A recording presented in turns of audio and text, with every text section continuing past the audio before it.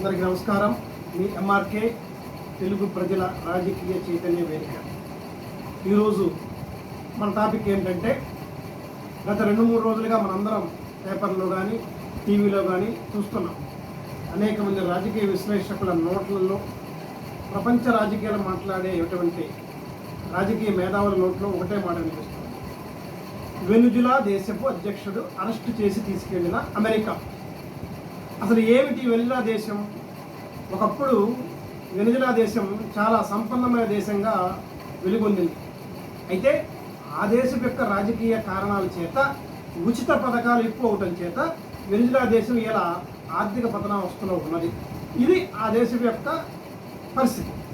అయితే ఇప్పుడు వెనుజులా దేశపు అధ్యక్షుడు డ్రగ్స్ను ప్రోత్సహిస్తున్నాడు, డ్రగ్స్ను అక్రమంగా అమెరికాకు తరలించి పౌరులను పాడు చేస్తున్నాడనే ఇటువంటి ఒక పనికిమాలిన ఆరోపణతోటి అమెరికా వెనుజులా దేశం మీద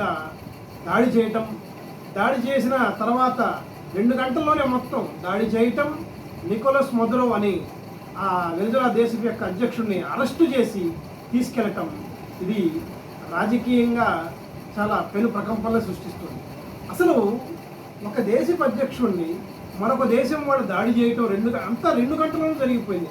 మరొక దేశపు సైన్యం దాడి చేయటం, ఆయన అరెస్ట్ చేసి ఆయన ఎత్తుకొని వెళ్ళిపోయారంటే, ఒక రకం చెప్పాలి, దాన్ని అరెస్ట్ అనడానికి వీల్లేదు, అది కిడ్నాప్ అని ఒక మాట చెప్పాలంటే. అమెరికా దౌర్జన్యం చేసి కిడ్నాప్ చేసి ఆయన ఎత్తుకెళ్ళింది అని అనొచ్చు. మన భాషలో చెప్పుకోవాలి. ఒక దేశ అధ్యక్షుడిని అరెస్ట్ చేయడానికి అమెరికాకి ఏ హక్కు ఉందండి? ఏ దేశానికైనా కావచ్చు, అమెరికా కావచ్చు, ఇంకే దేశానికి కావచ్చు. దానికి నేను చెప్తున్నది, ఆయన ఏదో డ్రగ్స్ను ప్రోత్సహిస్తున్నాడు అని. కానీ అంతర్జాతీయంగా మనకు వస్తున్నటువంటి సమాచారం ఏంటంటే, వెనుజులా దేశం ఆర్థికంగా వెనకబడినప్పటికీ ఆ దేశం బ్రతకడానికి ప్రధానమైన కారణం ఏమిటంటే ముడి చమురు నిల్వలు. ముడి చమురు నిల్వలు ఎంత ఉన్నాయంటే, ఇవాళ యుఏఈ కంట్రీస్ మొత్తం కలిపి ఎన్ని ముడి చమురులు ఉంటాయో వాటికి డబల్ త్రిబుల్ స్థాయిలో వెనుజులాలో ముడి చమురులు ఉన్నాయి. అంటే సుమారుగా మనకు అర్థమయ్యేటట్టు చెప్పాలంటే, ఇప్పటి నుంచి ముడి చమురులన్నీ ఖర్చు పెట్టుకుంటూ వచ్చినా కూడా 1000 సంవత్సరాలకి సరిపడా ముడి చమురుల నిల్వలు వెనుజులా దేశంలో ఉన్నాయి. ఈ వెనుజులా దేశంలో ఉన్న ముడి చమురుల మీద ఈ అమెరికా వాళ్ళ యొక్క పెత్తనం సాగించాలి అని చెప్పేసి పాపం ఈ రకంగా ఆ నికోలస్ మదురోని ఎత్తుకెళ్ళిపోవడం జరిగింది.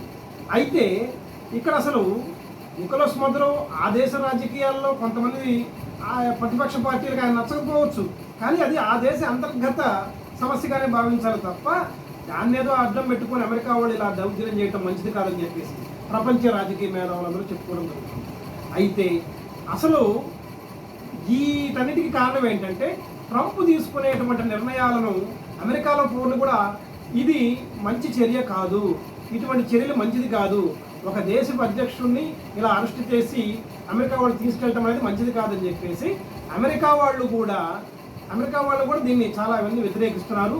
అయితే ఏనేదో నేను మొన్నటిదాకా నాకు నోబెల్ శాంతి బహుమతి కావాలి ఏంటి అని చెప్పేసి పోరాటలాడి, ఇండియా పాకిస్తాన్ యుద్ధాన్ని నేనే ఆపాను అని చెప్పేసి నాకు నోబెల్ శాంతి బహుమతి కావాలని చెప్పేసి పోరాటలాడే ఈ ట్రంప్ మరి ఉన్నట్టుండి ఈ రకంగా ఒక దేశ అధ్యక్షుడిని అరెస్ట్ చేయడం అనేది చాలా హేయమైన చర్యగా రాజకీయ మేధావులందరూ భావిస్తున్నారు. చూద్దాం మరి ఈ చర్య ఏ రూపంలో దారితీస్తుందో. ఎందుకంటే ఒక పక్క రష్యా యుద్ధంలో పాల్గొంటూనే ఉంది ఆల్రెడీ ఉక్రెయిన్ పైన, మరో పక్క ఇరాను ఇజ్రాయెల్ యుద్ధం చేస్తూనే ఉన్నాయి. ఇక ఇండియా మన దేశం సంగతి చెప్పేది ఏముంది? ఏదో ఒక వల్ల పాకిస్తాన్కి మనకి చిన్న చిన్న కాల్పులు జరుగుతూనే ఉంటాయి.